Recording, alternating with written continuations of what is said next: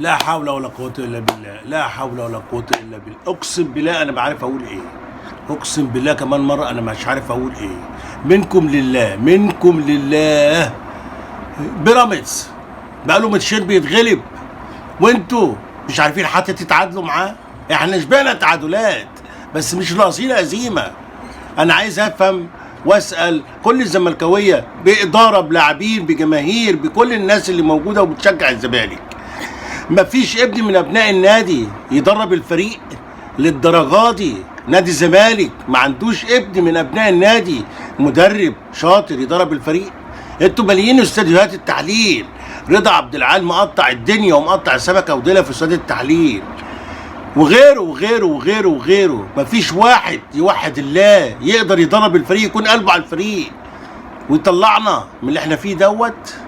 منكم لله وحسبي الله ونعم الوكيل في فريق الزمالك بالكامل، اداره ولاعبين ونادي وكله، الكيان كله. انتوا بوظتوه، انتوا هلكتونا وهلكتوا جماهيره.